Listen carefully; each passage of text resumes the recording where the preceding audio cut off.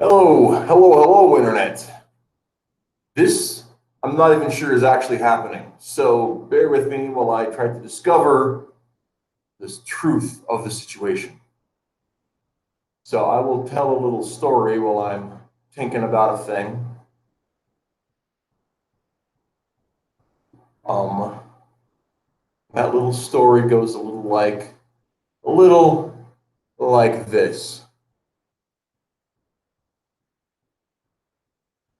That Google, actually, let me get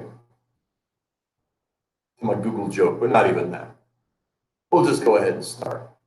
Google has announced that they are going to cancel, going to quit with Hangouts. I'm sure this is not news. I'm sure you people have heard all of this at some point before. But sure enough, Google is gonna quit. They're going to cut out the Hangouts platform, and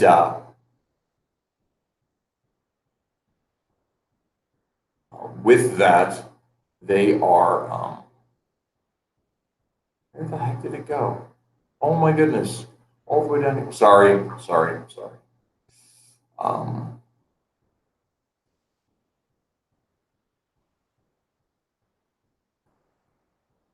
Sorry, one second.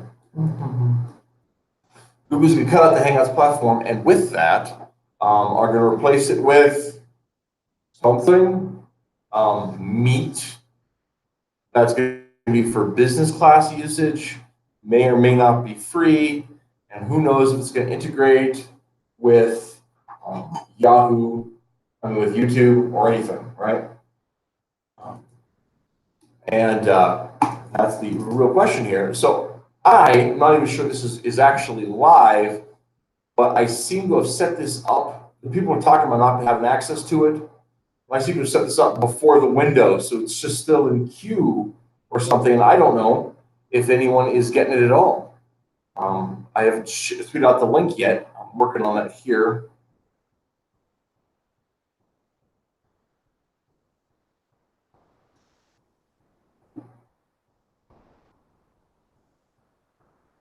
Just cause, and we'll see. We'll see what happens with the dealio, I guess. So I'm going to close this window, and close this window. We're just going to find out. So, like I said, so far there's nobody else here that I know of. But I'm having difficulty with the layout because I wanted to just try to get on and see what it comes to. I haven't heard Carl send him the link. Don't know if he can work. I haven't heard from him. And I read the book and everything, but I was going to hold off to have Preston Holter on until later on. So we'll see all that happen. Tell you what. But yeah, sorry, I'm rambling. Just honestly trying to fill a little time on the in between, because I'm the only one here at this point. That's really the bottom line, that I'm the only one here. So yesterday, of course, as you guys watch, if there's anyone watching, people catch it on replay, know that I am in fact a comic book creator of. Oh hey, Scott, you're there. We have somebody here. That's wonderful. Is it all coming through normal sounding? I'm going to assume it is, and see what happens with all of that. So I'm going to go ahead. Got a like even. Awesome. Scott, you probably noticed the Indiegogo page is down because it's over. We raised $383. Barry, thank you. Sounds good. I appreciate that. I'm still the only one here, though. I don't know if Carl is. I haven't heard from him at all. So we're gonna have to just adjust that, see how it goes. But yeah, I don't know if you saw, Scott, but our Indiegogo page came down. We got 384, I think it was our final total that we've raised. which we're definitely going to go to print. Very excited about that. And we will be, oh, cool, excellent. We will be printing those books when we get them finished and sending them out in December. And we three dorks are very, very excited about this prospect, this next chapter in our comic creation lives. So that's very cool. So pardon me a moment. I am going to go zip over to my messages to see. I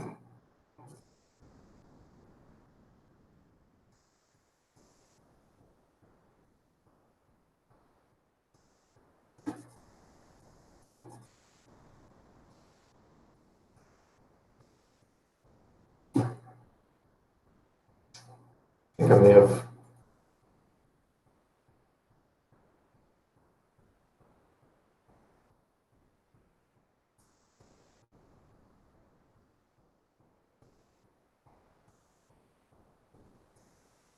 Do.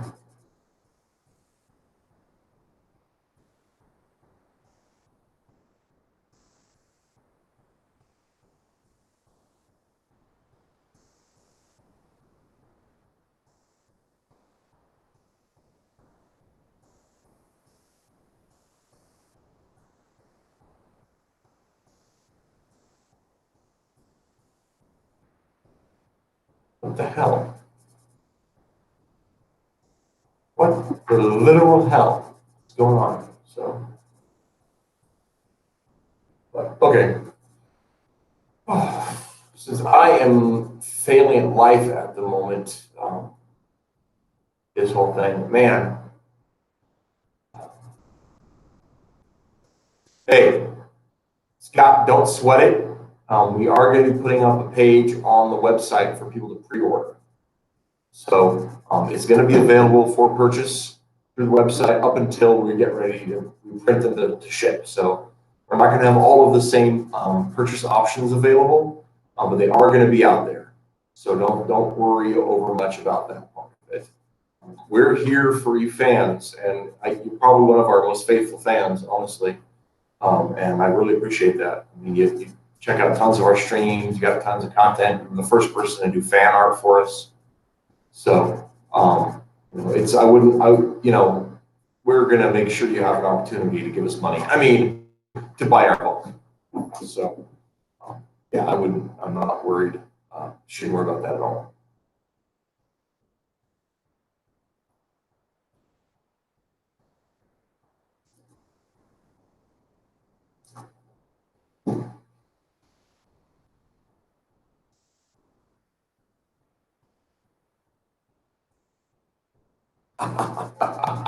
That answers that question. So, with a little story of my nonsense, okay? And I'm just filling time till Carl gets here. Because I can't hardly discuss the book by my lonesome. And I don't know what this window is I'm still in the middle of here, but or if hold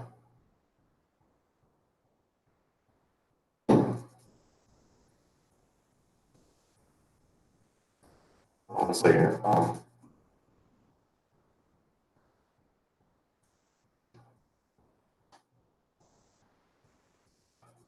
So when we were at the thing, sorry, my mind skipped from. No, I hate that too. Anyway, we were at the. I was getting ready for the stream up and everything, and I shot a message over to Carl, and I said, I'm going to go ahead and shoot this out here, try to join. I have got to hit the restroom. And I got back and I went to type in a message to Carl that said I have returned. But apparently it didn't get sent to Carl. It got put on my timeline there on Twitter. So,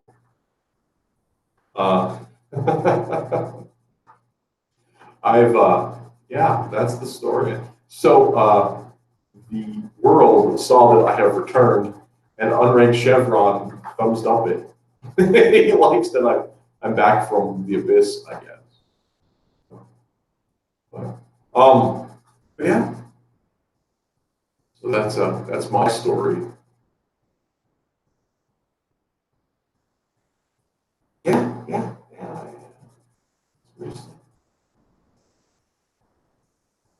Earlier, like I said earlier, I did a test stream that might actually still be up on the channel just to see if it could work. And Carl was able to jump on through the Hangouts earlier, which is why I went and tried this experiment rather than look at some of the other streaming options that are out there, because I don't really have the time to reinvent the wheel this week.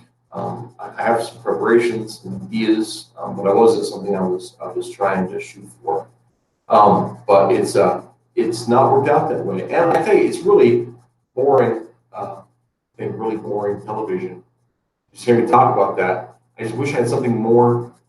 All of my preparation is about the book that I read in preparation for today's show, White Lily, from Pocket Jacks Comics, written by Preston Coulter. And I was really excited to talk about that with Carl, but he's not here yet. I'm trying to badmouth the guy. I love Carl, but he's not here, and so I'm feeling a little in the air about all that. And see, Carl and I are like Twitter friends, right? So we don't know each other's real. Well, everyone knows my name, right? But we don't know each other's real identities or phone numbers or something like that. Wait a second. I should put this in the Discord. That's what I should do. Okay, so for those of you guys who are here, amuse yourself for a moment, and I will link on Discord.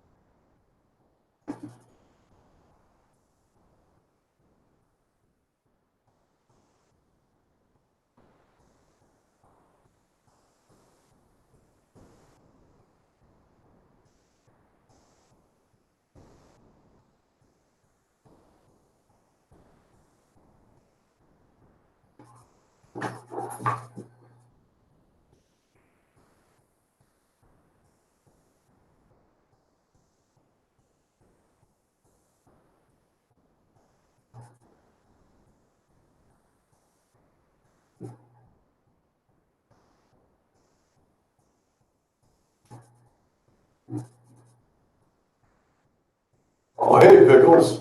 Yeah, sorry, this is not exactly the most riveting television ever. I am merely by myself. I'm doing okay. I'm doing okay. I'm a little out of my element. I've become so accustomed to having a co-host that I'm a little out of sorts. A lot of stuff that I do while Matt talks, I ended up not doing right now because Matt is not here to fill the dead space. And it's uncomfortable for me. So I'm trying to do my best to be entertaining while I'm waiting for Carl, who said he was going to be here, unless he forgot what time things.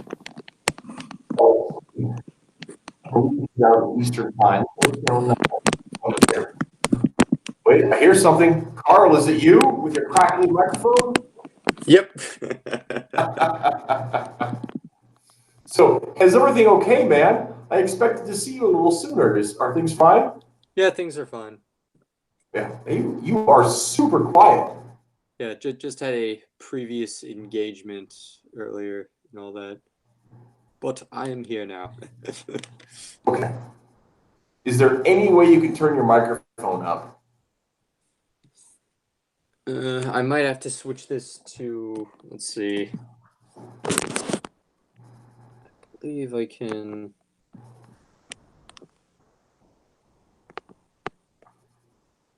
I can mute you. That's all I can do. Okay.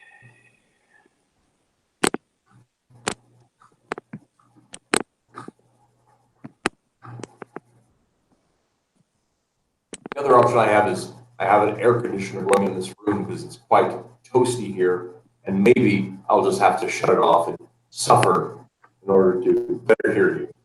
How about you guys in the chat? Can you hear Carl okay?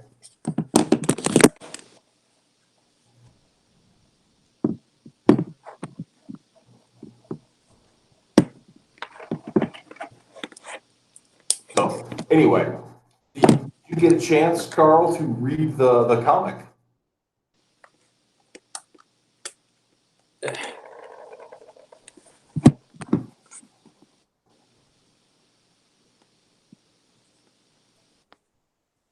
And there There we we go. go. Well, I hear you, but we got a lot of echo. Does that fix it? Okay, there's no echo now, Okay. so that's good. Now I just gotta use this thing to. Okay, hang on just a second. I gotta.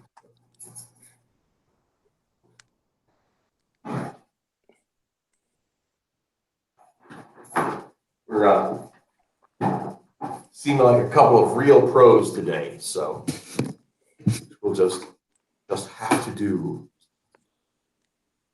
So. There we go. Oh, hey, that's much better. Oh Yeah, yeah. this mic is a lot clearer. Yes, much so, much so. So, how's your week been, Carl? Good. Yeah. It's been great working on the comic, getting the last 3 pages of the prologue out, Very cool. as well as working on something with Matt the Younger.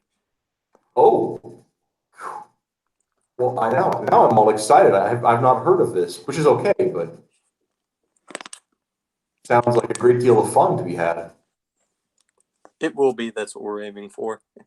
Well, yeah, that's true. I don't think people do things they're like, yeah, I hope this sucks. Yeah, some people do. I don't understand those people. Well, I hope people walk away disappointed and bored. now, are you channeling the spirit of Ryan Johnson here, or what's going on there? Yeah, that's sort of what I was joking about. Some people just make work and they're like, oh, I want people to walk away angry, confused, or bored at this art. And I'm just like, why would you want that? Yeah, I actually had a friend of mine who said the thing he loved most about The Last Jedi was that it looked like a Star Wars story and it had the aesthetic texture of a Star Wars story, but it didn't fit a Star Wars story at all. Oh yeah, they nailed the effects department and everything, nailed the visual aspect. It's just the story itself was rubbish. It actually made me want to injure things. I mean, I'm a volatile person, and it wasn't the day of. I got to be completely honest. It was one of those things that grew on me, over the course of a few not rewatches, but a few days, a few weeks, where I sat back and I was like, I hate that even more than I thought.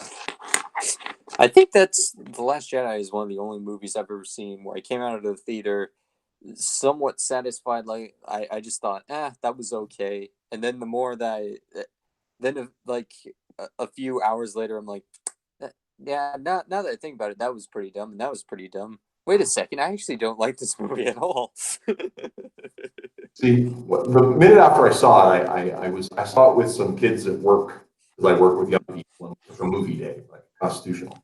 And so one of the guys is like, "That wasn't too bad." I said, "Have you ever seen Star Wars before?" He's like, "No, I've never seen any Star Wars picture."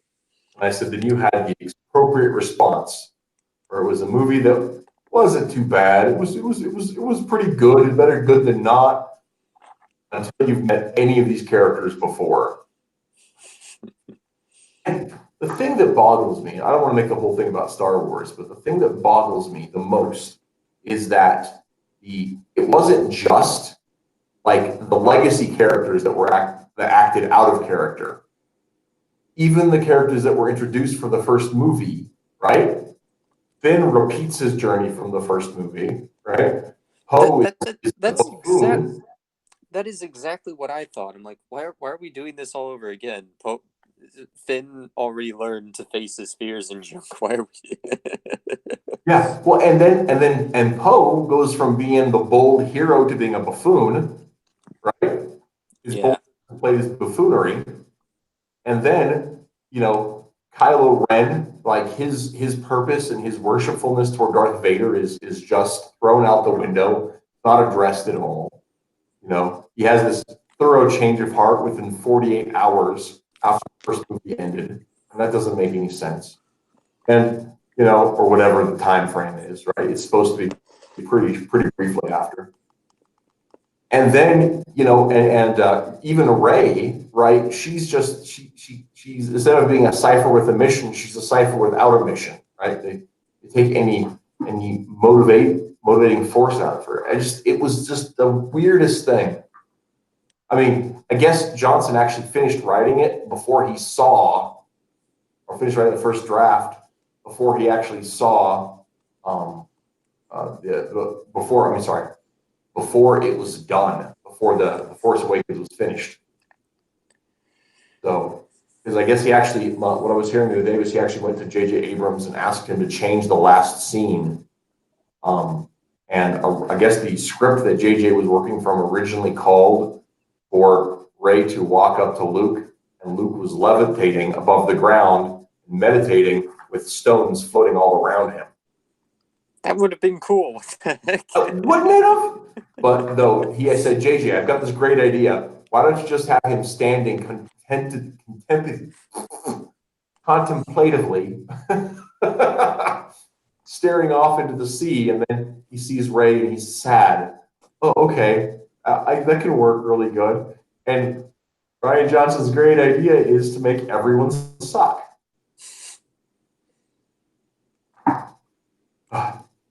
Okay.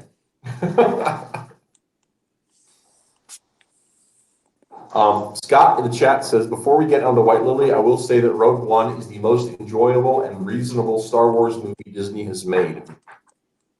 And I agree. I have one complaint. I don't know how you feel with this, Carl, but I have one complaint about Rogue One. There's just one complaint about Rogue One. It feels like an excellent fan film. Yeah, it does sort of feel like a high budget fan movie, doesn't it? Yeah. And the reason, I know what it is. Dimos Z says, "Hi, Carl." But the reason it feels that way, I know exactly what it is, and it is that there are no stakes in the movie for the greater mythology. It's written in a way that can't have any impact on the rest of the trilogy, right? And it's because everyone dies. If any of them had lived, it would have felt like it had teeth, like it meant something, right? Like we could see these characters pop up again. But because everyone dies, we know none of it matters. And that's the thing that I was just like, even the pilot, even the PTSD pilot, we don't get anyone to live. That was the thing. That was my one complaint about it. Other than that, characterization was good, the action was good. I can even forgive the far too easy joke, because the heroine's Jin Erso. And are you familiar with Spaceballs? I have seen it. Yeah. Have seen, okay. There's that moment when in the Rogue One, when I leaned over to my wife and I said, "Ersos! I'm surrounded by Ersos!" And well, that was too easy. But anyway, so Carl, did you get a chance to read the comic that I sent? Yes, I did. Yeah. What did you think? First, broad brush. What did you think? It was competent.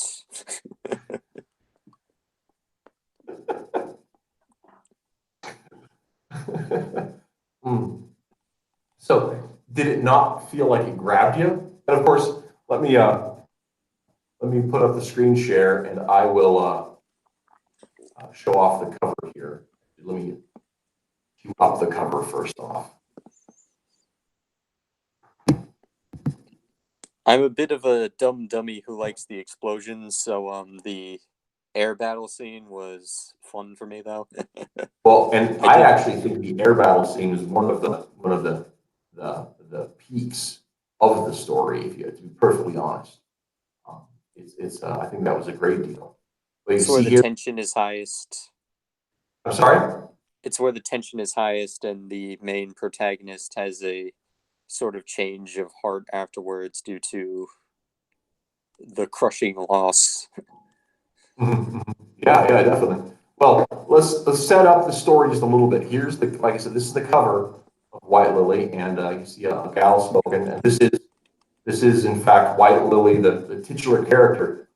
Despite the name sound, I thought it was, when I first heard about it, I hadn't heard anything about it. Preston was just looking for people to do reviews of the story, and I was interested because I like to do reviews, and I thought maybe we could make this a feature, like a book club kind of a thing for the Mattriarchy, something we haven't done before. Right? And so thank you for coming along on my little journey of exploration.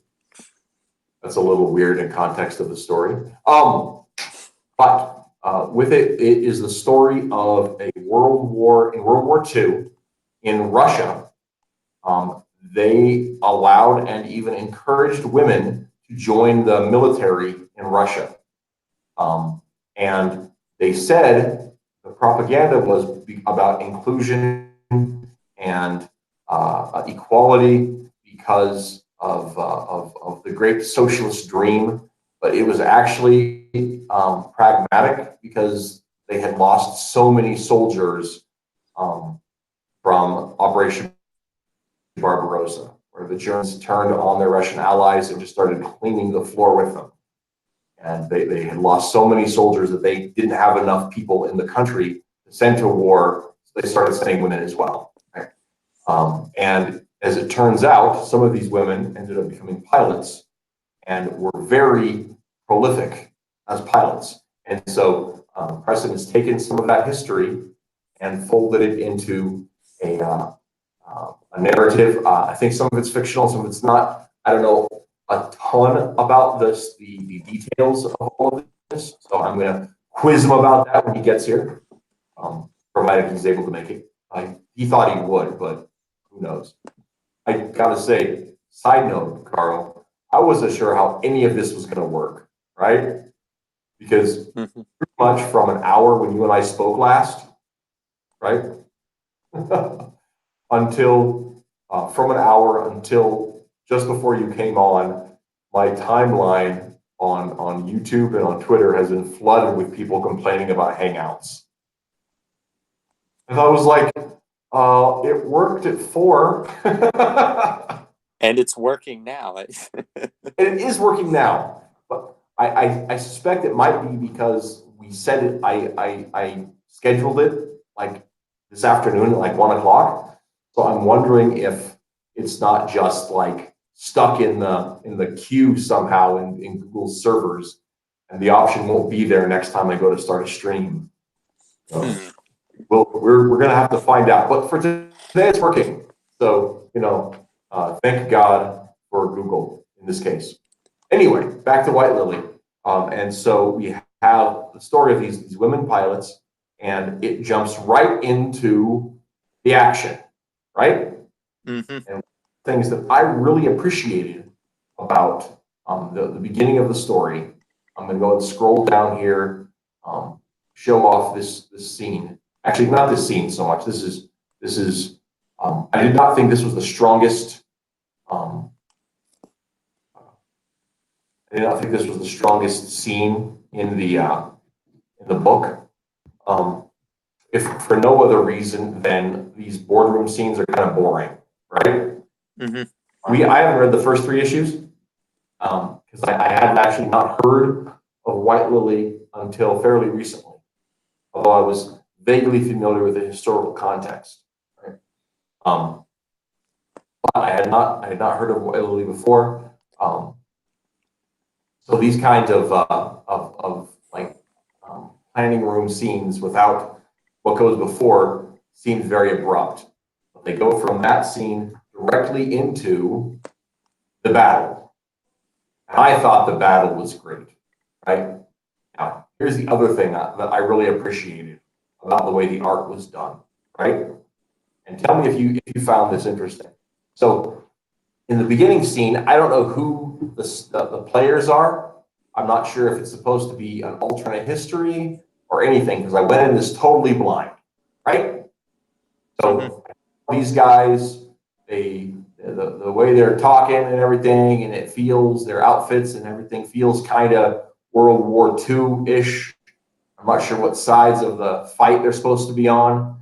This first panel right here, and you see the Soviet stars, right? And then the German Luftwaffe crosses, and I instantly knew what was happening. And so I love the fact that they, I mean, you would do a disservice in the art to not put it in there, but I felt like they gave a special attention in the blocking of the scenes so that we would easily be able to tell who's on what side. I appreciated that. Another thing to me that really makes the scene stand out amongst the rest is the coloring in this 4 page, actually it's like 6, 7, 8 pages about the battle. The coloring, especially in the background for the battle scene, is fantastic. Yeah, well, and it makes it look airy, but it also separates it from the foreground enough where the action doesn't get blurred.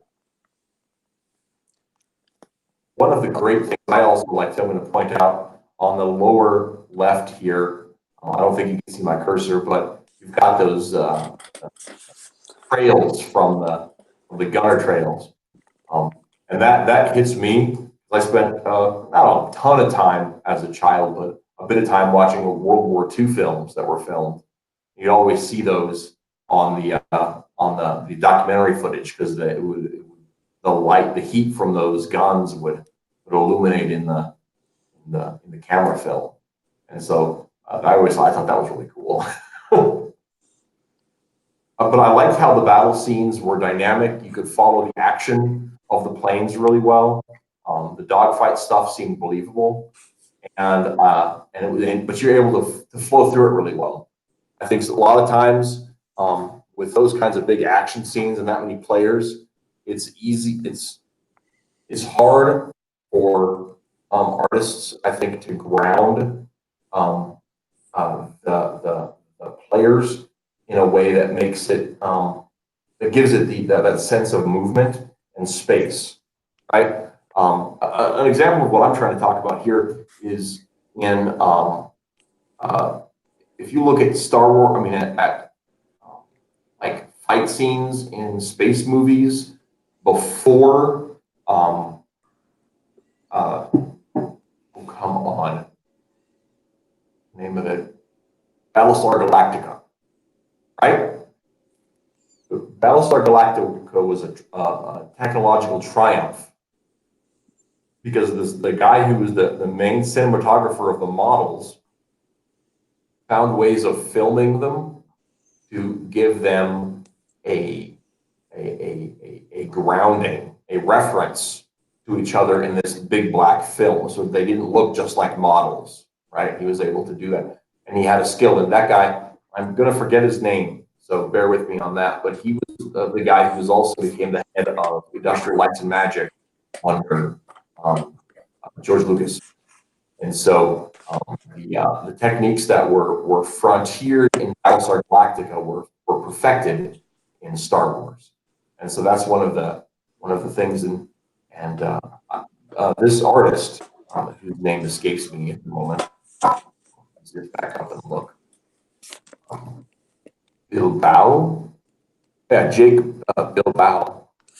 I think does a great job of doing that in those fight scenes. And part of it may well be the nature of the colorist as well, Mr. Blonde, I guess. But yeah, I thought that was really good. But the story, of course, it starts off with this introduction, ends up with a big scene, and slight spoiler alert, right? I don't want to give too much of the comic away, right? But I do want to talk about a little bit about it. White Lily, right? And she's called that. That's her call sign. I meant to mention that earlier and didn't. She experiences a trauma and on the battlefield, right? And a big part of this issue, would you say about a third, quarter to a third of the pages in here are dedicated to her responses to this trauma. Would you say that's a fair statement? Yes. How did you think about how that was handled? I think they captured a good job of how such trauma and loss could mentally break a person. The near attempted suicide near the tail end of this segment was really well done, especially at the very when she's just about to let the smoke in, and she just stops for a second, and she's like, "No, I'm a pilot. Death is what I deal with. No, someday it'll come, but not today." Yeah. And that scene was handled really well. The one thing that makes it's a weird dynamic, right? Because her narrative in there is internal monologue, right? And it's always weird. It's a difficult thing to write somebody's thoughts in a way where they're having a conversation with the audience, that one-way conversation with the audience, and yet at the same time, they are, there is the isolation that's part of it, right? It's sometimes easier to write it, for me anyway, to write a conversation between two people like you would have, but it's an important part of her character that she doesn't open up to other people, right? That she has this isolationist stoicism, and I think it does a good job of expressing that. But it also, and it may be because I only have met her this issue, it seems a little abrupt at different places, and that may well be just because it's issue 4 or 5, right? Mm-hmm. But because I haven't read the first 3, and so that's a big part of it. With that, were there any other things that specifically stuck out to you about the story? Not necessarily. It was sort of just your. It was a competently well done, but still somewhat typical. So what's the word? Period piece. It didn't really go in any direction that I didn't expect it to go in, but the writing itself was solid enough that it didn't bug me terribly. Yeah, I mean, there is a certain, you got an excellent point. There's an inevitability to historical tales because, by and large, they take place within a universe we're familiar with, ours, right? So that's a.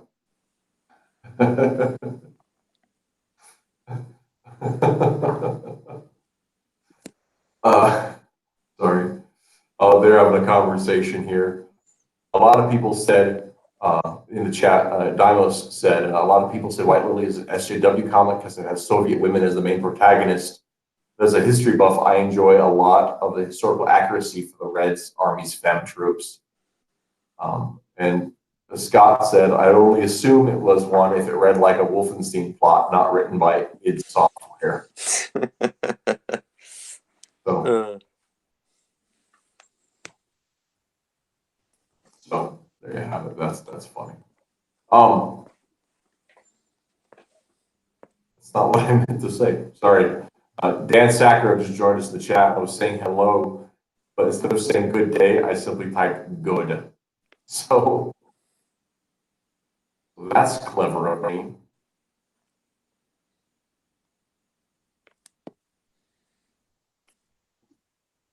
Oh, now it's out. Oh, I wrote due date. Wonderful. My giant fat fingers. Now, do you feel after reading this that you are curious to see where it goes or go back to look at where it begins? Do you find either of those things or are you just content with your experience thus far? I'd be more curious as to what's in front rather than what's next. But either way, this was kind of a, believe it or not, this could have just worked as a self-contained one and done story. Mm-hmm. You know, actually, now that you mention it, it does sort of have the same kind of pacing as an episode of The Twilight Zone. I don't know if you're familiar with The Twilight Zone. Yeah, I like it. I like The Twilight Zone. Well, you know, it's because it's the reason I say that is it's before my time, right? But I am significantly before your time. You know, so it's quite a bit before your time. But I saw it on reruns when I was a kid, and about a year ago, my wife and I bought the whole series because they had it on sale, and I love a sale in classic TV, so it was hard to say no. So we didn't. We gave in, and I've really enjoyed going over it and studying the progression of storytelling in the way they do that. But the beats that this story has very much fit into that same kind of episodic nature, and it could very well be a done in one little snippet, a vignette, I believe it's called. So, but yeah, I also would be curious to see kind of the stuff before, largely because I am curious to see the nature of the loss that she experiences is simply alluded to in this piece, and I'm interested to see how that was laid out. And of course, looking forward, I can always look up spoilers on Wikipedia, so there's that too. But I'm going to go ahead and take a minute and shoot the chat link over to Preston and see if he comes on or not. So while I'm doing that, because I can't type and talk at the same time, because I'm limited, Carl, why don't you entertain the folks at home with some interesting story from your childhood? Mine? All right, I'm making it up. Well, I was going to say something about this book's art. It's solid, but I will say that the artist seems to be better at like the more intense facial expressions associated with negative emotions than they are with the whenever a character is like smiling or something. I did notice that the less intense emotions looked less. I don't want to say less interesting because that's that kind of sounds like it goes without saying that the less intense emotions would be less interesting. But by that I mean they're less. There's just something about the facial expressions when it's not a character with an intense emotion. The face is kind of forgettable, if that makes any sense. No, I can get that. I think I especially like see that from your perspective. as a cartoonist, right? Yeah, Um, and that's the thing. I love cartoonish stuff, so I'm kind of biased here. right. I like And the that's something is, images. one of the things about cartooning is because it is so efficient, right? There are no wasted lines in a good cartoon, Hmm. right? Um, and because of that, I think that's because every line has to be dramatic, every pose has to have that grab you to it. I think that's a big factor in you have to be an intrinsically big factor in your appreciation of all of that. Um, and the other thing, the one thing I don't know what I call a complaint because I don't sure that that's fair. There's a scene at the end, and I don't want to, once again, this isn't going to be a spoiler, so I guess this is like teasing the audience, sort of, because this is, you know what I'm talking about. Yeah. But there's a scene toward the end, right? And it's not out of place, but the way it's portrayed is so a bit extreme, right? And it's like, okay, this event that's going on, I'm not, I did against that seems to fit the story, but the images I'm seeing, I'm not sure are actually fitting the event. I did notice that the ending it felt a bit less real than the rest of the book. like like uh, like it was very believable and realistic, but like the events near the end felt a bit more like that's where the fiction comes in. That's where it's a bit more exaggerated. Yeah. And like, have you seen Enemy at the Gate? I haven't. Okay. So you should, it's amazing. Okay, so I'm trying to remember the cast on it, and I'm not going to, I'm just gonna skip it. Because I can't remember who it is right now, but it's excellent. And it is the same time period. Um, it is the same kind of thing. Um, I think it's actually even Stalingrad taking place at it. But what it was the Germans were invading, and there were Russian soldiers inside of the city that were trying to hold. Hey, Easy Bay Coven, glad to see you. There's Russian soldiers that were trying to keep the Germans out, right? And so men and women and anybody they could shoot a gun were basically pressed into service. And and one of these guys specifically, there's two stories that you're seeing in Enemy of the Gates. One is the side of this Russian sniper, and one is the story of this German sniper. And they the standoff lasts for months, and so people on both sides are hearing stories about these two shooters, right? Um, yeah, Easy Bait Coven agrees. Enemy of the Gates is a great movie. But yeah, and I want to say, oh, Jesus, it's gonna bug me. I'm gonna wake up in the middle of the night, remember the cast, and just feel like an idiot. But the German sniper is an old haggard dude. He's got no ideals. He just kills to kill, and he found a way to do that by serving the Nazis, right? And the Russian sniper is this guy. He wants to be a family man. He wants to work on a dacha, but he's an excellent marksman, and so he's in the service. And there's a woman who he grew up with, who's also from the city and wants to they hint at maybe they'll find a way out of the city together at the beginning of the story. They end up both being put in this horrible position. And there's a similar scene, the one you and I are talking about, that takes place at the penultimate moment of the movie, not like the climax, but just before the climax, right? Leads into that climax. And it's nothing like we see in this one, right? It's gritty, it's uncomfortable, it's not glamorized at all, and it actually serves the plot, right? Because the whole part of the movie at that point is about this utter desperation that the Russians are going through. That any hope you can find is better than no hope at all, kind of a thing. But it's got a very different And once again, I think those are some themes that are there in Preston's work, but it seems a little Hollywooded. Is that fair to say there? Yeah.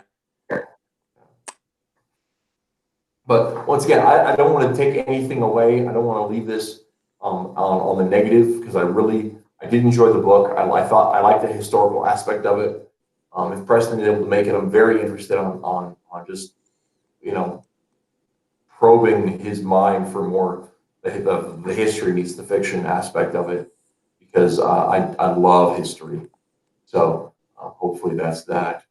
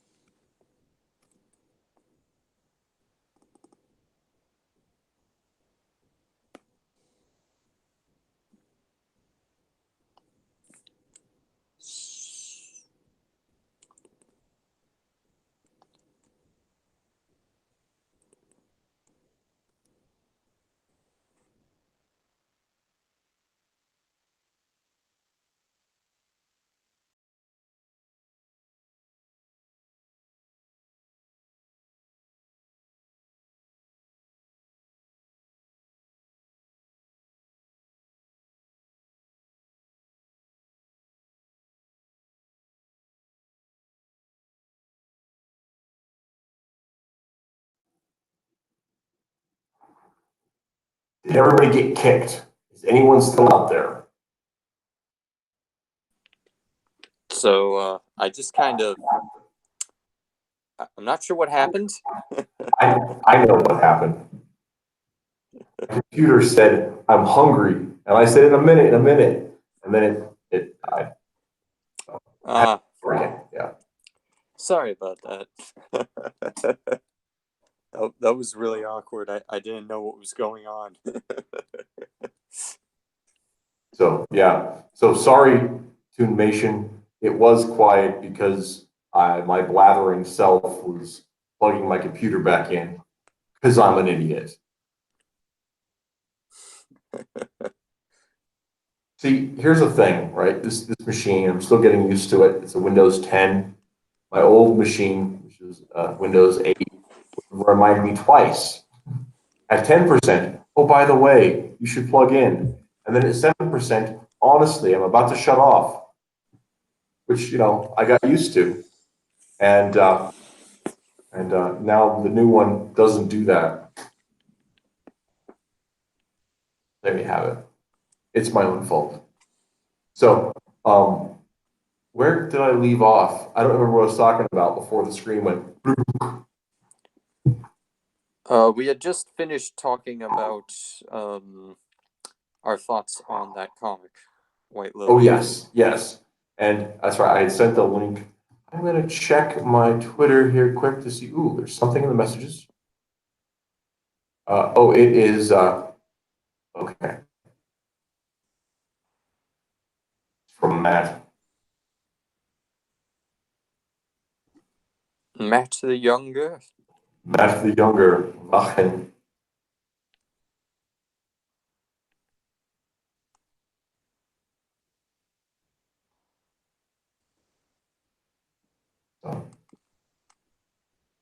Not to tell Matt's business when he's not here, but for those of you guys out in the chat, if you don't know, shoot a little prayer out for Matt and his fam. They're having some tough stuff right now, guys. So, but yeah, that's that. When he gets back, because I'm sure he will eventually, if he wants to share, that's cool. But so, Yeah, that's where we're at. Um, man, so Carl, the secret project you guys are working on, is that something you can talk about at all or hint at, or? I will say this: it's it's not an original idea with original characters. It's a fan project Okay, cool. I can dig on that. about something both Matt and I are big fans of. Hmm. Hmm. What could that be? I have no idea. I'll stop guessing. So, Toonmation said I'm busy drawing a deformed. Deformed Princess Peach. So my question with that is are we talking like super deformed, like chibi style, or like a zombie mutant Princess Peach? And no tune, it's not Sonic. It it is video games though, so you're close there. So I don't know, Carl, if you follow our Game Boy account over on Twitter. We have an account for one of our characters, and I've been working on a little uh, short story. Um, oh, it's a redraw of a thumbnail for my friend's creepypasta reading. All right. I don't really, I've never really gotten into the creepypasta, right? I don't know if it's, I don't know what it is. I mean, I know what it is, but I don't know, like, I don't see the appeal, I guess. But I've got a buddy, and I don't think it's an age thing, because my one friend who like introduced me to the concept is um, he's older than me, you know, he's in Gen X, but the other side of it, you know. And so we were sitting around having a beer one time, and he just started talking, and 45 minutes later, I learned a whole lot of stuff that I don't remember anymore. But sure, we'll wrap over the second beer. But point is that I don't personally understand the appeal. So, you know, I mean, I don't want to tell anyone what they can't do, but that's some weird stuff, man.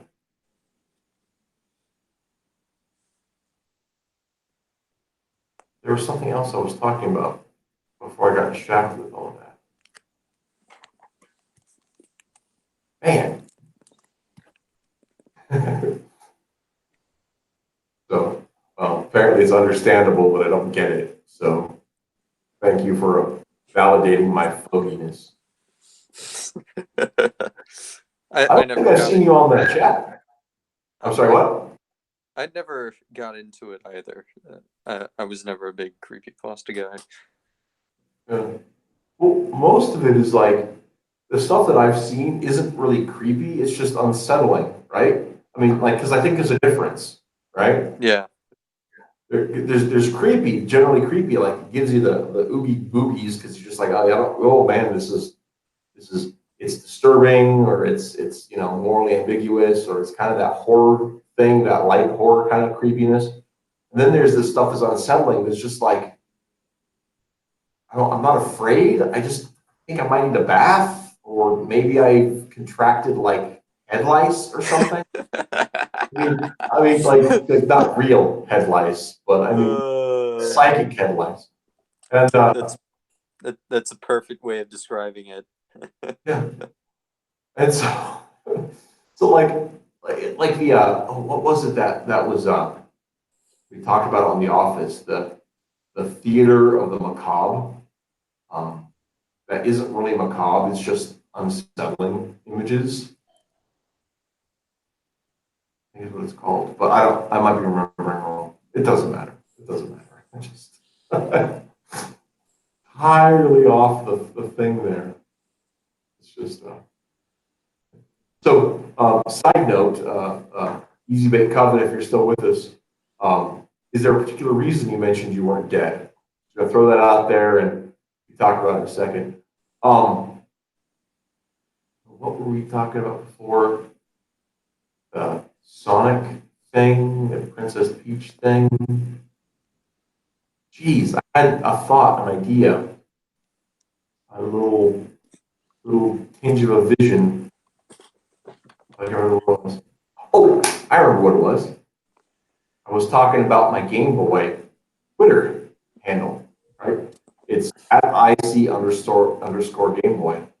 And it is a profile for our character. And right now I'm doing well, not right now, but we're doing a little episodic tweet by tweet retelling of a short story. It's a Game Boy adventure. So I don't remember why I was talking about it. There was some sort of something, but yeah, you guys want to go check out that on the Twitter? You can, hopefully this weekend I'll get some more of the updates on that story done.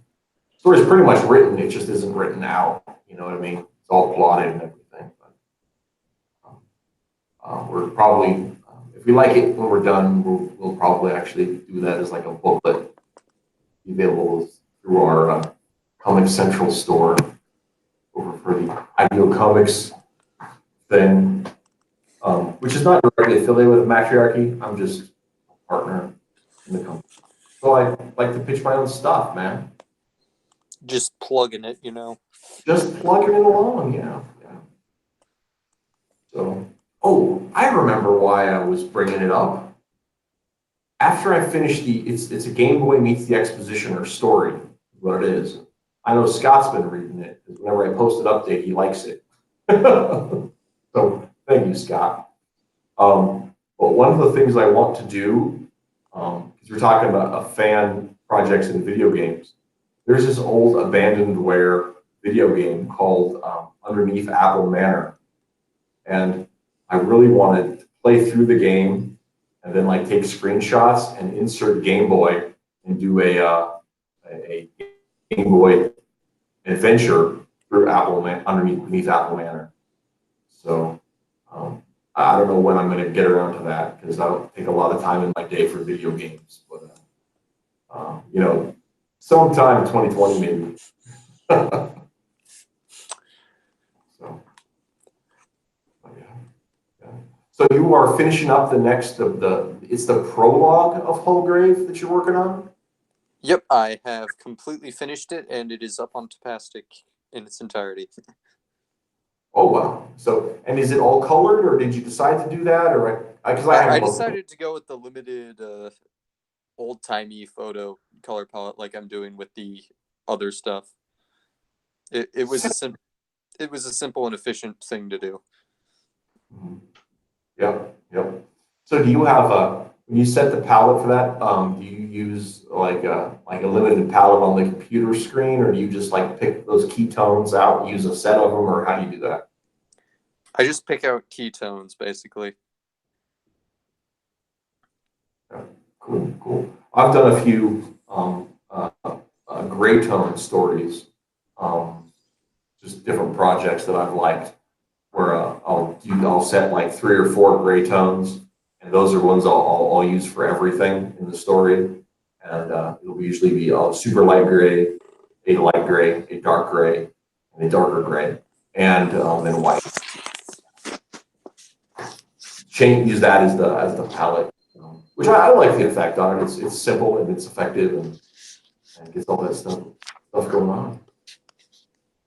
So I enjoy it. Well, so when you finished the prologue, how many pages did that end up being? 11 total. It's not very long. 11 total.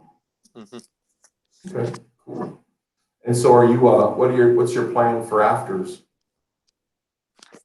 Now that I'm done with the prologue, it's time to finish up that project I'm working on with Matt the Younger, and then get to working on Act 3 of Hullgrave. Cool. Let's see. I'm going to post an image from the prologue in the chat to give you an idea of the visuals. Okay, cool. I think we can do that. Yeah, there it is, I believe. Oh, I think they sent that to the group. Let's see. Holy cow. It's had like a million emails come through all at once.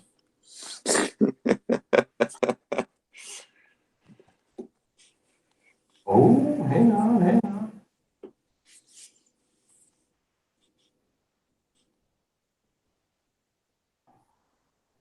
One of these emails was from Indiegogo telling us that they have cleared the receipt of transfer of funds.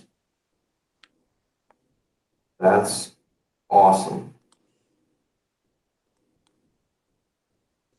That's so cool. I'm really pleased about that. Okay. Sorry. Nice. It is. It's going to sit in a bank account until, end of the year anyway, but that's okay. So yeah, we're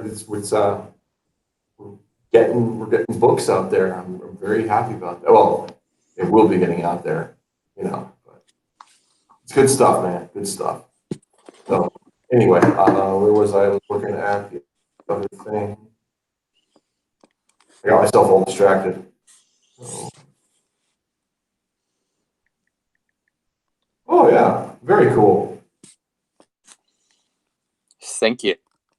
Yeah, dude, I'm going to go ahead and see if I can't put that up on the screen. See if the camera will pick that up.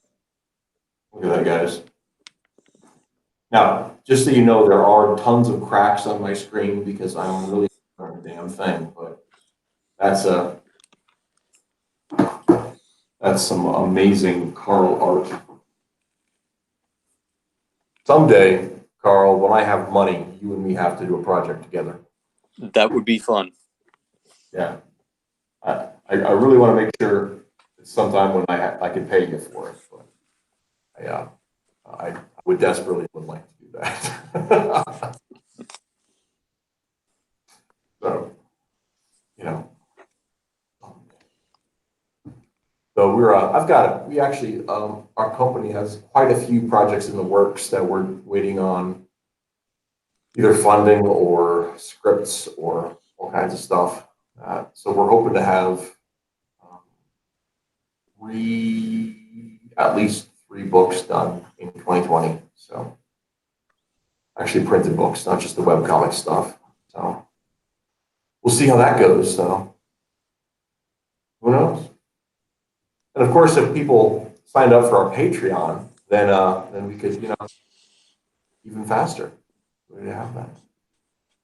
But not to beg.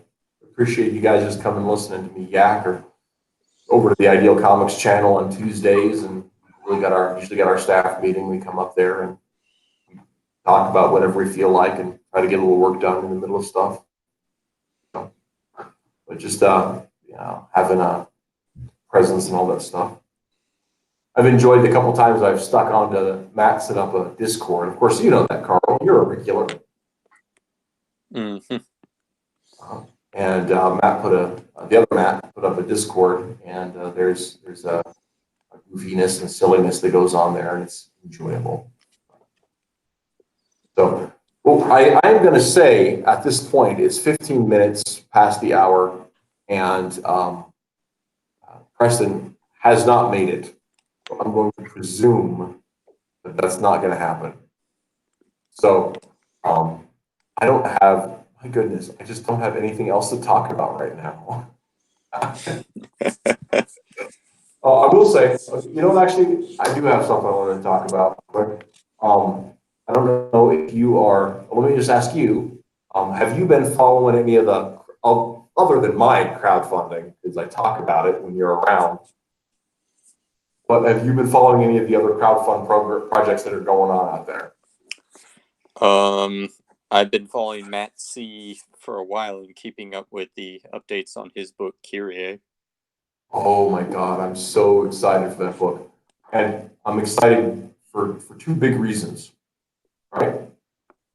One is that it's met its preliminary goal, so it's on demand, which is great because I'm a little short of cash right now. And I want to buy it. So I'm going to be able to do that. But 2, it's just a great looking book. Yeah, I love the unique art style. I love the direction he's going with the story. I love the fact that it is a straight up Indiana Jones style adventure mixed with Western, but set in ancient Rome. Yeah, yeah. Well, I mean, the thing is, think Well, about set in the the ancient Roman Empire on the outskirts in northern Africa and all, but still. right, right. Well, I mean, I think that's where the what makes a Western story, right? Yeah, it's on the frontier, the On the outreach. frontier, and there's a particular essence of a Western story. Okay, every Western meets this criteria, right? Men of noble motives make a society out of an outlaw wasteland, right? That's Mm-hmm. that is at the heart of every Western, whether it's the very milk toast, Gene Autry Westerns or Roy. Oh, come on.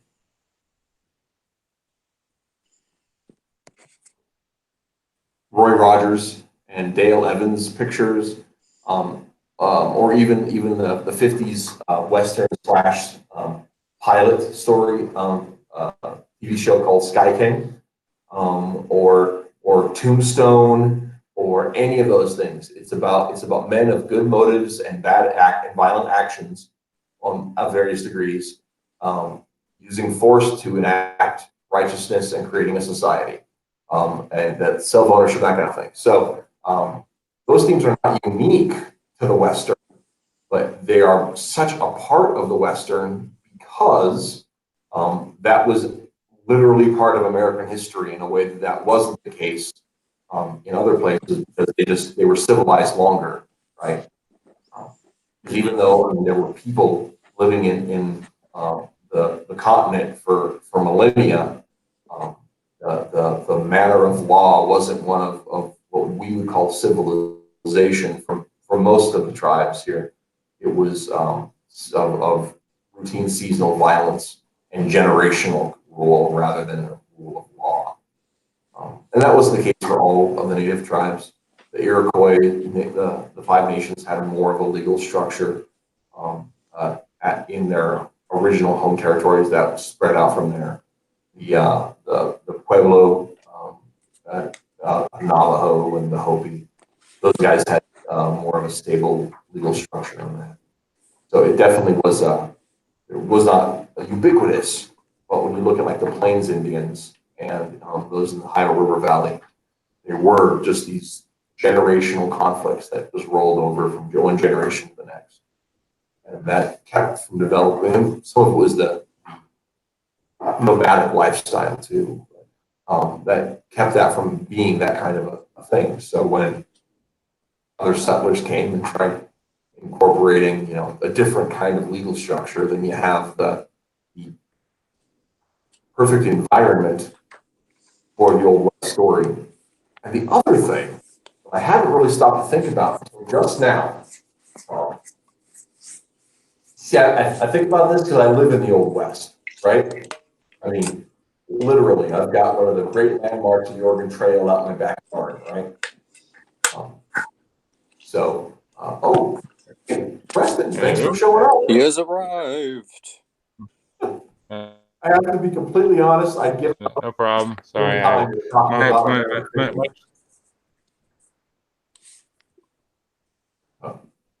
sorry. I didn't hear what you said.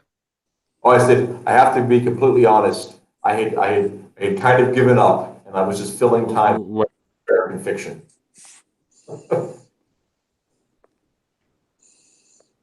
Oh, okay. Yeah, because Twitter is such a combative medium, I don't have notifications interrupted with like the flood of stuff. But I was kind of monitoring it, but I'm also not very good at that because there's all these other DMs I'm getting, and so I'm like, and then eventually I was like, when is this guy gonna send me something? So.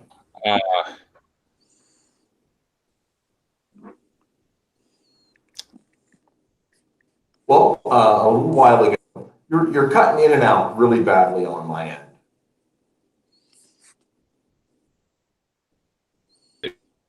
Hold on. Let me see if maybe I should go to cancel my camera. And will that improve things if I turn my camera off? It may. So I'm having a hard time. I might do just to reduce the strain on the signal here.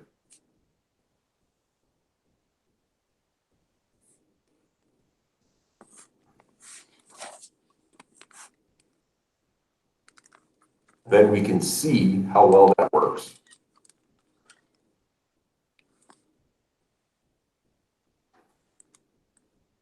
Oh, well. Maybe he'll come back. That was quick. Well, it's technology. We are slaves of the great beast, so I can't blame a person too much. Oh, maybe Preston, are we back? Yeah. All right. Okay. So far so good. So far, so good, actually. Yes, I think so. You guys in the chat, if you're noticing anything specifically weird or anything, let me know, and then we'll try to address it here. So, in what little ways that I can. I may need to close a couple windows on my end too, or something. Okay. But so, Preston, we were just a little while ago. Carl, who's my co-host tonight, and I were talking about the book and our thoughts and feelings about it. And I did say I did enjoy it. I'm a big fan of historical fiction and historical stories. And I like the real world setting in there. I have some questions. The issues are frustrating. I The don't story know. itself, right? So, what was the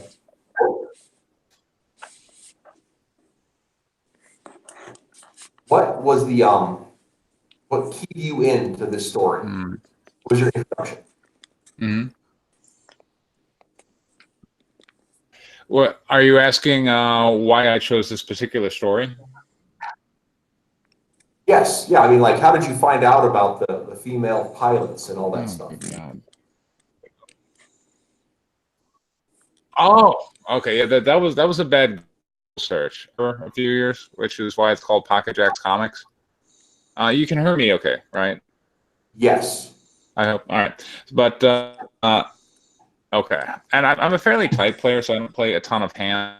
And so when you don't play a lot of hands, and just kind of watching, and I get kind of bored. So one day I was just thinking about a joke that my dad told me when I was a kid. My dad told me a lot of dirty jokes when I was a boy. Like they weren't age appropriate, but whatever. And I remembered this one joke, and I only remembered the punchline, which was, "Yeah, but these fuckers will fly Mr. Smiths." And I typed the punchline into Google because I wanted to know what the rest of the joke was. And Lilia's picture came up because Mr. Schmidt was one of her very first kills. And then I'm sitting there at the poker table, and I started reading the Wikipedia entry about her and her life, and I realized how cinematic it was. And at the time, I was working to kind of encourage my then wife to be a writer and to go to writing stuff. And I thought, well, this is a story I'm going to start writing, just to have something to pass around at writing workshops. And so I started writing it, and I really liked the way it developed, and so I kept putting more time into it. And then I finished a screenplay, and then I'm like, okay, Hollywood, this happens particularly when you finish your first screenplay and you don't know what it is. You're like, Hollywood's gonna love it, and Hollywood did not like it. So then I was like, okay, I need a backup plan. So I was like, what if I made it into a comic book? And so that's kind of taken me on this long journey here, because I didn't know a ton about comic books or the comic book industry or anything like that. So I went and I chose the best art team I could get my hands on, And I had them, start making these issues, and like, okay, how am I going to market it and get out there? And here I am. Okay. So Lily herself is 100% a real person. Yes. What and how were there any of the events that are portrayed that you had to fictionalize, Sure. or how what was your process in adapting? All right. So there were a few things that I wanted to change about her life for dramatic purposes. One, all right. So she was born in Moscow.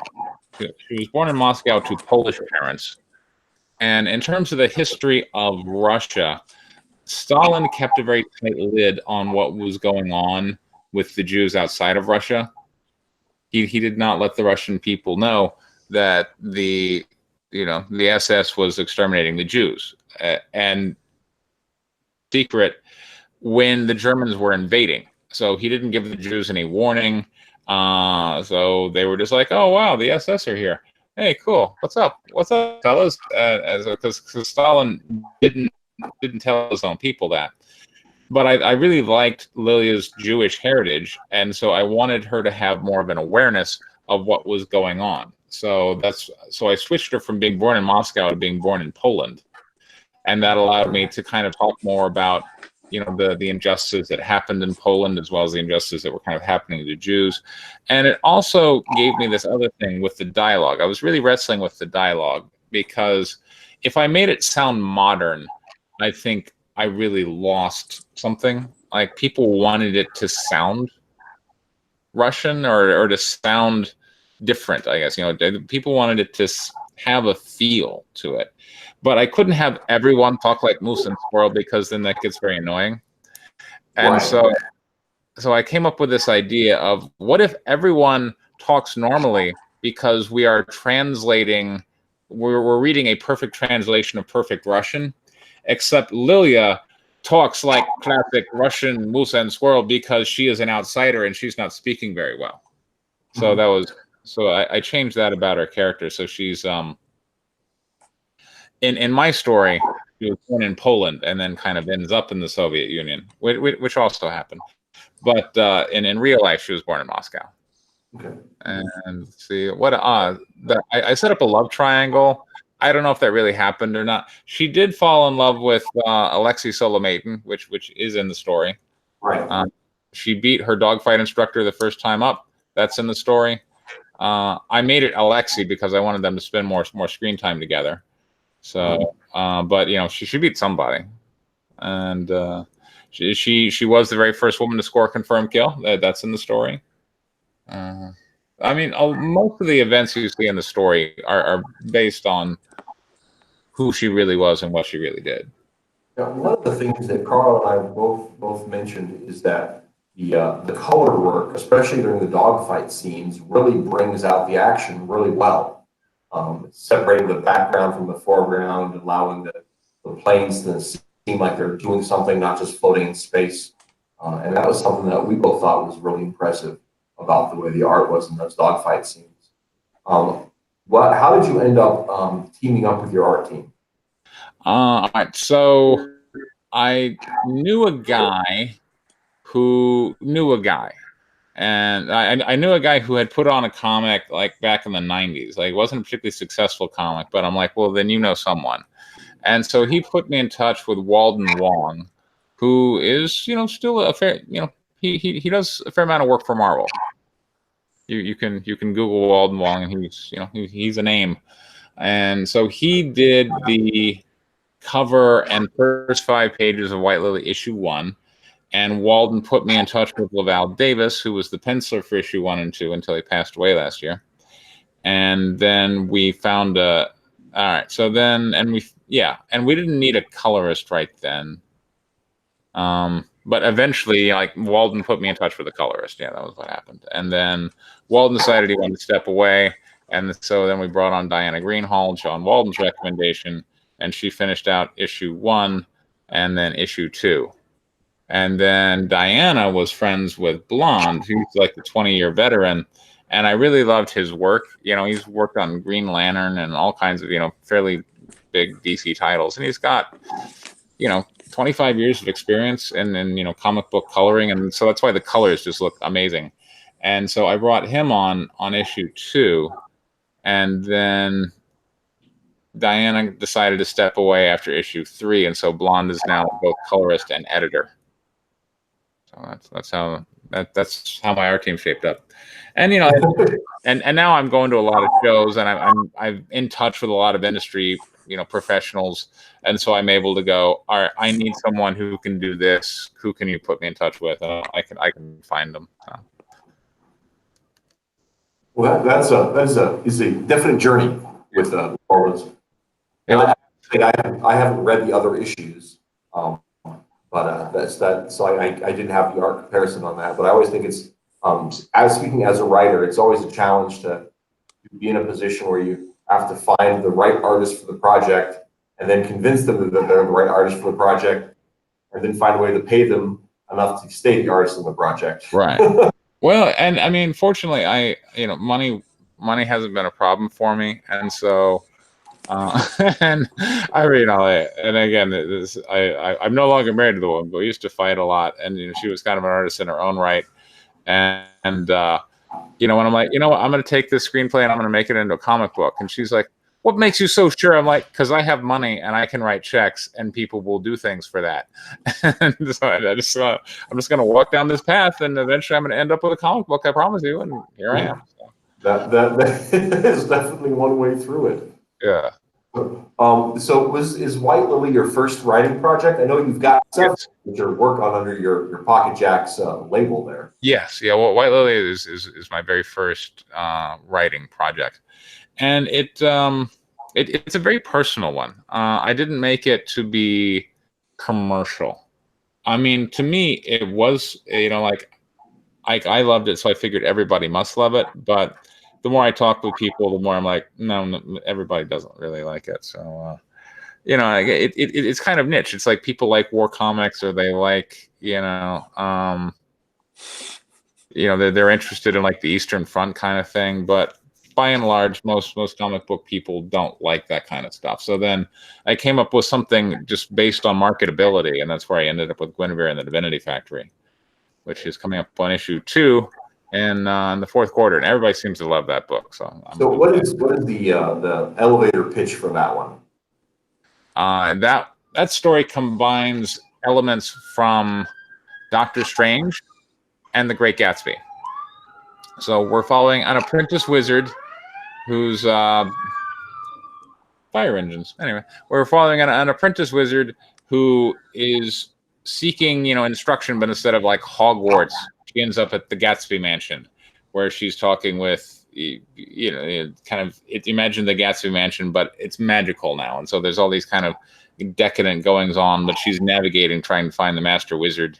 And when she finally does, he takes her into the astral realm and sees that she has much to learn, and so he gives her a quest that she must complete, and that forms the foundation of our series. Okay, that does seem to have more of that traditional comic book appeal to it. Oh yeah, it's traditional comic book, sexy ladies, magic, all that good jazz. Yeah, and maybe even jazz too. Yeah, oh yeah, there's a fair amount of that. Like I said, he takes her into the spirit realm. And it's set modern day because wizards live a long time, and I decided his wizard sanctum would be dedicated to the doors. So there's all this doors memorabilia around, and he's having her sing "Break On Through" as she learns to astrally project. And so we have this like break on through, and then you flip the page, and then to the other side. Now she's astrally projecting. So it's a cool moment. Yeah. Do you think this is I don't know if you have an opinion on this or not, but war comics used to be a big part of the comic book milieu, right? They were, yeah. All that kind of stuff. Our Army at War, but that seems to have. I mean, it's just not a thing so much anymore. No, it's gone. Yeah. Ideas about why that might be? I've never stopped to think about it. So what was your question? I was wondering if you had any thoughts about why that genre seems to have disappeared from our shelves. I don't know. I expect that they will make a comeback, but superheroes. Well, superheroes do quite well. I mean, people seem to like them. It's kind of an easily understood formula. You have very attractive men and women in some very distinctive, very colorful clothing, battling these big kind of themes, and people like that. It translates to the screen pretty decently, and it translates across language barriers, because even if you don't speak the language, you can still go, oh, that's, Batman still has an appeal, even if you don't know what the words are. And so that's part of the appeal of Batman, for instance, why comic book movies tend to do well in other countries, where you're having to read the subtitles for the movie, but the images are so iconic. You're like, oh, cool. Whereas like a war movie, it's going to be a little more dialogue driven, because it's more about the plot, and it's more about, well, we got to take out the dam, or we got to do something, and you kind of have to invest in a given side. You have to go, oh, we're the Americans, and you have to also kind of believe that that side is the good guys. And I think we've been afraid to do that. I mean, we're comfortable in World War II, but World War II is increasingly distant. Mhm. So there's, like, we wouldn't necessarily want to go, oh, well, we were the heroes in Vietnam. I really enjoyed Punisher Platoon, that little mini series where Frank Castle was in Vietnam. So I think that's a cool genre, and I think that needs to happen. I don't know why people have shied away from war comics, quite frankly, because it has, it reflects a lot of the modern moral ambiguity that we have regarding, the state and violence and wars and all that stuff. And I think people are just kind of taking an easier path. Yeah, I think there's definitely something to be said for that. I think also the idea that, I mean, there are a lot of people that engage in the conversation about the morality of the state and intrinsic violence inherent in government and that kind of thing. Mhm. That's not a mass market conversation. Right. And up until very recently, that's the conversation that everyone said, oh, you can't have that conversation. Right. Exactly. It's got religion and politics. And for Yeah. me,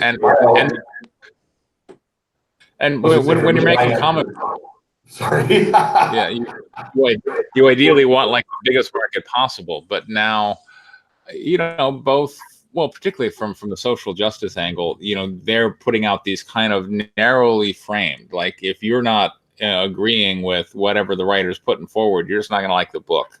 Yeah. And okay, but I think, instead of going to that extreme, which is really pandering, beat you over the head, and is destined to fail, in my opinion, I think war allows you to explore more nuance. You're able to look at morality, you're able to look at issues of state and race and economics and all of those things. But you can have conflicting sides, like you can be in Vietnam or Desert Storm or any of these places, and you can have one character who's like a beatnik hippie who just happened to be there because, he signed up for the reserves or whatnot. And you can have another kid who's like an Iowa, farm boy, Trump-loving Republican. You can have a dialogue and conflict between these characters and, kind of reflect a wider story as they take on different challenges. So I think, I expect that war comics will be making a comeback in the future, and I would like to think that White Lily might play a part in that. That actually brings up a really interesting point too, because one of the things that I am really interested about is that you picked the time period just after the Russians are forced out of the Axis powers, right? The whole Right. And they suddenly find themselves having to defend their back door from their former friends. Right. Yes. And I think that's a really interesting moment in terms of the overall in reflection of superhero comics, because that moment actually had a reverberation through the comics of the 40s. The heel turn of the Nazis was actually a theme in Namor and things like that. But it's interesting too, because Stalin was no saint, right? Right. Yes. You have these people that they're just people. They're trying to live life. They happen to be living under the Soviet regime, and yet at the same time, they you know, they are just guys, and they are being unjustly attacked by somebody who happens to be Nazis. Right, exactly.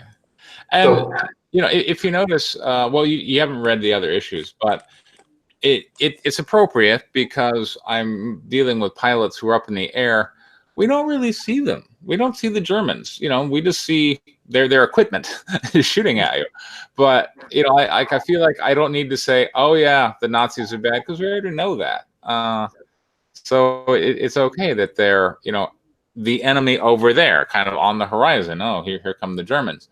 So, and I'm able to spend a lot more time kind of with within the Russians, because that's something I think we don't talk about much, and that's where modern generation, I feel, is like really missing out, because I've talked to so many people who are self-described communists in like the last year. I'm like, do you realize what a horrible ideology that is? And so I want to talk about it. I want to talk about, you know, like how bad it was to the people who were living under it. And so I've kind of reduced the role of like, or the screen presence of the Germans, instead of just like talking more about what the Russians are themselves doing. mhm. Now, have you? I have heard some people on the wind talking about a white lily, and just in somewhat negative tones, just because you have, you know, Soviets who are, or some Soviets who are painted in a favorable light. Obviously, Lily's the hero. Right. She has strength and internal valor. Yeah. She's fighting on behalf of Mother Russia and Yeah. all of that stuff. Have you gotten a lot of flack from people on that, or is that just something that's out there in the wind? To me, that seemed like out there in the wind. Like, you know, like if you love the genre, like if you love like World War II movies, then, you know, like Das Boot, for instance. I remember, you know, growing up, well, what's it about? It's about a German submarine commander in World War II. Well, they're clearly fighting for the wrong side. But at the same time, Das Boot is a great movie. And you still, you know, when you are looking at soldiers serving a bad regime, you get to kind of sit back and play the moral game and go, well, would I be there? What would I be doing if I were serving a bad regime? And so that's kind of what I ended up doing here for White Lily. But also, I mean, look, it's history, right? Like, I talk to everybody, and they're like, I didn't know that there were ever any women fighter pilots. I didn't know that there were ever any women ace pilots. You know, this is news to me. I'm like, well, we're either going to go, I don't want to hear about them because they're Soviets, or we're going to go, all right, well, what was their life like? And I mean, the whole premise of the story is what was their life like, and the notion that at first it has to jump through a bunch of ideological constraints. Now we're kind of getting over in the realm of SJWs. Yeah, I would agree with that entirely. Pardon? Because I would agree with that entirely. I think I don't know, say we as a society, but I think there's definitely a hint of becoming too dependent upon our shorthand instead of understanding the nuance of history. Yeah. And for me, I'm sorry, go ahead. And for me, like, you know, I found the story and I really fell in love with it. But as I was talking about it, I found it gave me an opportunity to tell a story that I wanted to tell. That, you know, it kind of came out of me, and it was because of the time and the place and the setting and the characters, because of that specific character of Lilia. Because every other war story you're probably ever going to read is going to be about a character who is serving their country voluntarily under the idea that they have to be there doing what they're doing for the betterment of everybody else in their country, that they are there to sacrifice on behalf of everybody else in their society, right? That is the typical war character story that you've seen in every war movie. Yeah. Well, here I've got a character fighting for the Russians who isn't Russian. She's, you know, she's suffering under an ideology that doesn't like her, and she knows it. This ideology killed her father in the Purge. She isn't fighting under the notion that she's making the world a better place or that she's benefiting her people. She's trying to find purpose in the face of loss of everything. And I'm like, oh wow, that's a really cool story. So, and it really builds to a head in issue 4. So if you started with issue 4, it's you're gonna think, wow, this is I don't know, like what do you think of that long depression scene? Yeah, well, and actually, what's something Carl and I were talking about. Carl, feel free to jump in and push me out of the way. Sure. But one of the things that we both were talking about is that was very poignant. Yeah. The aspect of the depression and even the self-harm aspects and the thoughts of suicide really drive home very effectively the level of trauma that she's going through. Yeah. And I said, we both said that it would be really interesting to see the before part of the story, those first few issues, to kind of see how she builds up those attachments. Right. But at the same time, things that I had said is that issue 4 has almost the exact pacing of a Twilight Zone episode. Although without the paranormal twist. Right. It's even if you have the rest of it, there's enough meat in that you actually get a compelling story about about tragedy and overcoming tragedy in those pages. Yeah, and that's what I wanted it to be about. And it's not, for me, it's not about the Soviets were good. And I certainly, I don't hit you over the head with it, but I don't think anybody reading White Lily is going to go, boy, that was a great time. So, because it wasn't. But if I want to talk about trying to find purpose in the face of loss and the absence of faith, there's no better setting for it, because she's suffering tremendous loss. She has no faith, and she's being given this platitudes by the government about, the rights of the working man, and they're basically living in some kind of communist utopia, and she knows they're all lies. And so it's when you're at the kind of that extreme element of you've lost everything to believe in, what can you find a purpose in? And that's where in issue 4 there was that line of "I will live for death," and so, which I really that, like, that's like her superpower, is that she just has this kind of she and death are kind of always together. It's going back to issue 1, panel 1. I opened the story. There's a bomb raid in Moscow, and in issue 1, panel 1, she lights up a cigarette in like complete darkness. It's like she's always there with fire and death and destruction, and that is where she is kind of at peace and always wants to return to. So now it's a 5-issue series, right? Yes. So with the 5th issue, is that going to wrap up the war, or are we going to find out in the story what happens to Lilia after the war? Or? There was no after the war for her. Was no after. Okay. That answers that question. So. I had joked earlier that if I wanted spoilers, I could probably look it up on Wikipedia. Exactly, yeah. So. And people are like, no, don't tell me. Like, all right, fine, I won't tell you. But you asked, so yes, there we go. So, and that's the thing, when you go and you look at the historical figure, despite the fact that the government took her father, she volunteered for the Soviet Air Force because she wanted to restore honor to her family. And after she lost Alexei, which we saw there in issue 4, she starts volunteering for these increasingly dangerous, crazy missions. And, and I'm sitting here trying to answer, like, that's just historically what happened. And now I have to give a motivation to that character. Why is she doing that? And so that's why in issue 4, we spend so much time in Lilia's head, because I now want people to understand why she's going to Kursk, why she's volunteering for all these, dangerous missions, because that is where she has purpose, and she refuses to be outside of that.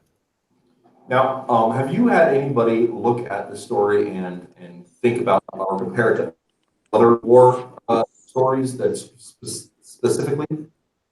No, I mean, I've done it, but I haven't had other people do it. I only asked because one of the things that came up in our conversation before you joined us is that the timing is similar to the same time where Enemy of the Gates was set. Oh yeah, yeah. And there's some crossover in thematics of the idea of hope and hopelessness and the idea of survival versus patriotism, and Right. those sorts of things. Enemy of the Gates is such a great movie, but I don't think that can be made today. Why do you think that? Well, because it's I think it would be too polarizing because it's very nuanced in its appeal. Right. Because both the Soviets and the Nazis and all that kind of stuff. Right. Because it's one of those, I don't think that it would get a green light today because it would be too, I think it'd be seen as too charged, even though it's perfectly fitting for its time. Yeah. And I mean, I studied The Enemy at the Gates, and it wasn't a particular barn burner when it comes to box office. I'm very glad the movie was made, though. But going back to your question about like, if people need, so like a comic book like Flying Fortress or something where we're following Americans doing good things and clearly they're morally right, then that's great. And White Lily is probably not for you.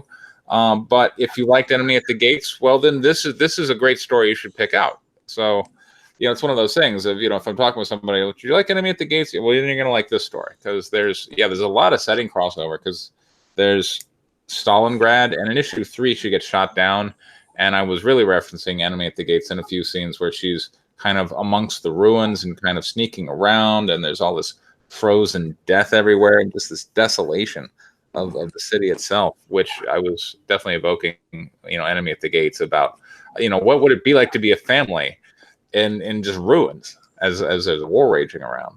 I can't even imagine. Yeah.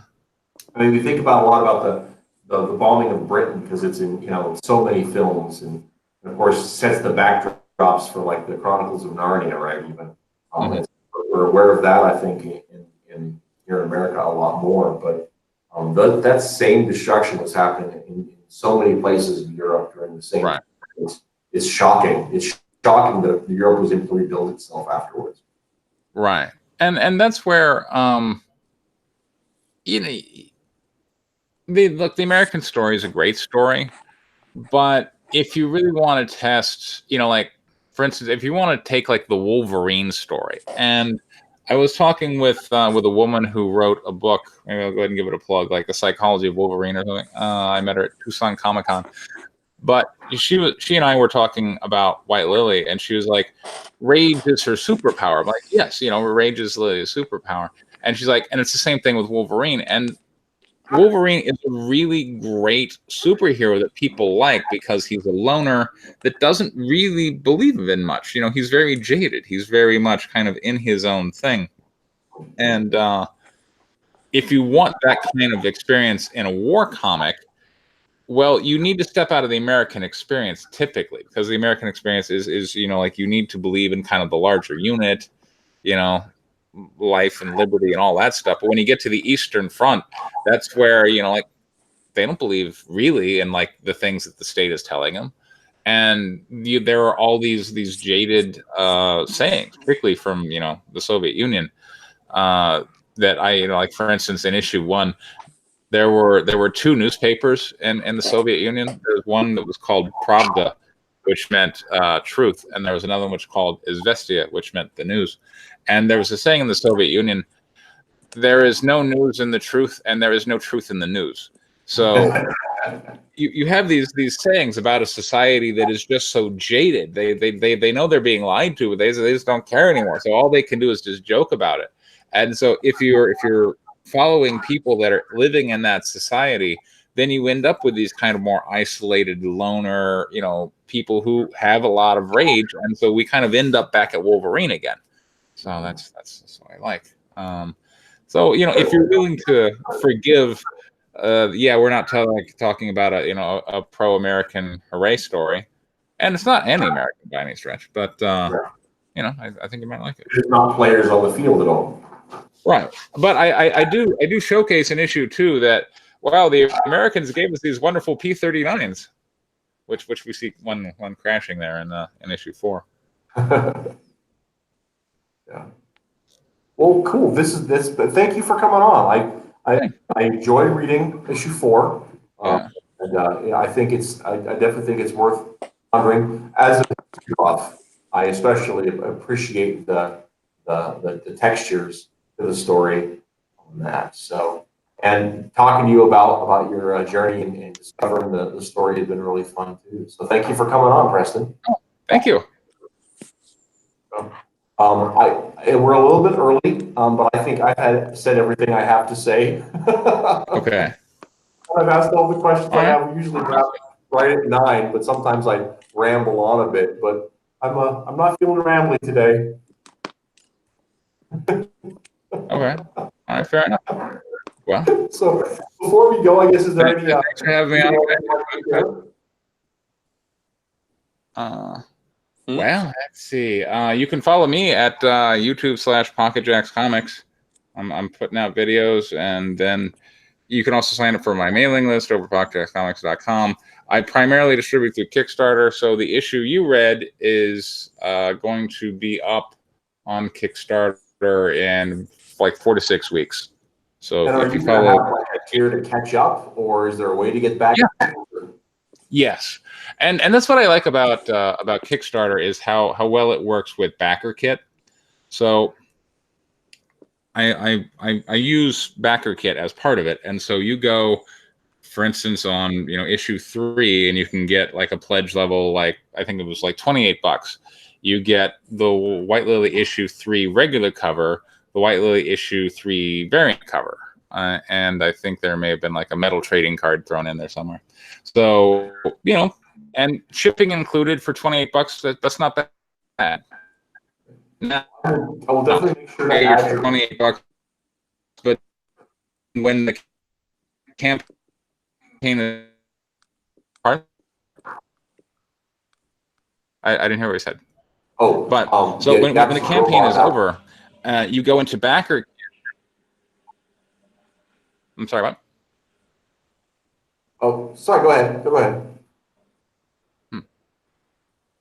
All right. So then, when the campaign is over, you will get this link to backer kit to put in your info. Like, okay, ship it to here, and as part of that, you can get all the back issues you want. You can get the Kickstarter exclusive covers from 1 and 2 and 4 when that one's out, and whatever prints and T-shirts. So you can tack on to your Kickstarter order as many other goodies and back issues as you want. Oh, wow, cool. That's neat. Yeah, yeah. And it's not live yet, but it will be in September. Yes, yeah, it should be. I've managed to streamline every part of the process except the printing. So right now, and look, I'm sending out issue 4. I could send that to the printer, but the problem is, all right, so Kickstarter wants me to fulfill issue 3, which of course would be a good idea, particularly before I start launching issue 4. And I placed the order with the printer like a month ago, and I'm just now going to get the proofs. And I'm like, why is the printing part just drag on in comparison to like the art team is meanwhile knocked out, like White Lily issue 4, and now they're going to start focusing on our fourth quarter goal, which is Guinevere and the Manufacturer issue 2. And I have a lot of people, asking me about that one because again, not everybody wants this dark war comic about trying to find purpose in life in the face of losing everything. So Guinevere is generated a lot of interest, so that's coming up, and so I'm trying to figure out how to reduce process time and the printing step. Hopefully, I'll get that worked out here. And my idea that I'm working with my printer on is I sent all the files for White Lily issue 4, and I'm like, all right, so you have that now, and why don't you go ahead and start processing that, because that seems to take a long time. And then when the Kickstarter campaign comes by in like 4 to 6 weeks, I should actually have proof copies of issue 4 in hand. And the only thing we would need to do is switch out the inside back cover with the thank you list for all the names. And then there we are. Yeah, it seems like it should be pretty straightforward. It does. I think about process. I came out of studying in industrial processes like total quality management and Six Sigma and all these like really boring statistical quality management systems. That was a whole different life, but I find I like fiddling with with kind of the comic book processes and how to get quality as a strategy. And that's one thing I gotta say that you're gonna notice with me, as opposed to every other indie comic creator you make. Those books look good. Like, you notice the interior pages, they're all awesome. I don't use a different art team for the cover than I do for the interior.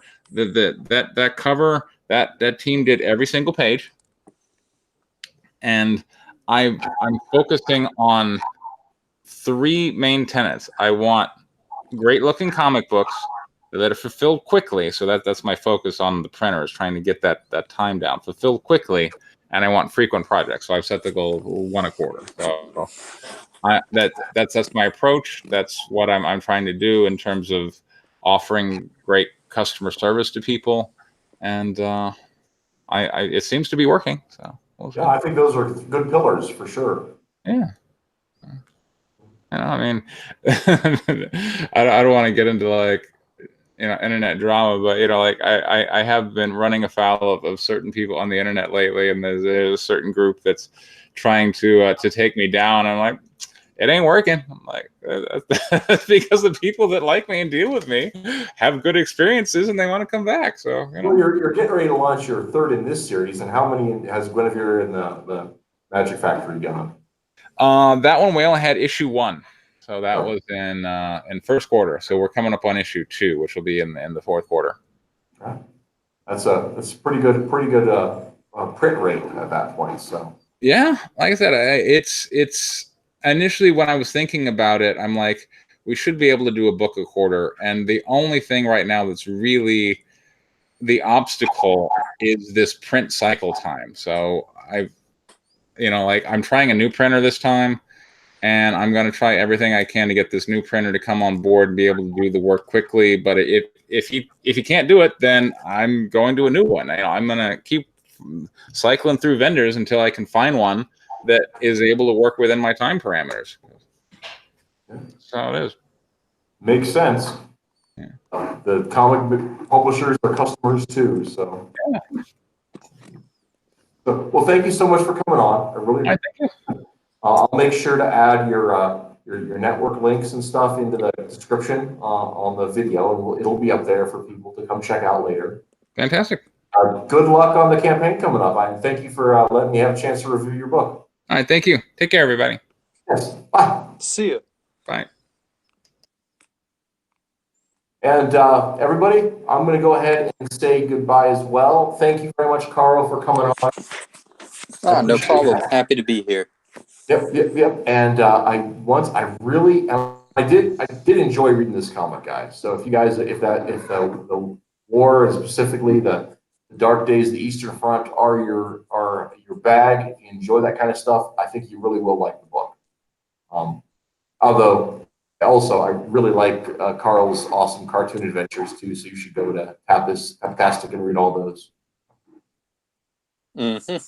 Currently got the prologue and the main series up. The prologue is up in its entirety, and the main series will come back soon. So everybody, read all of the comics, and then when you're done, check out idealcomics.net. We're still rebuilding the site a little bit, and it's not quite where we want it, but we're going to be adding stuff pretty much every week coming up here. So, and tomorrow, they're not set to upload yet, but tomorrow we should have the next story in Forces at forceofgoodandevil.net. So, check it out. Check out the links. Have a good night, guys. And goodbye, adios, right? Bye.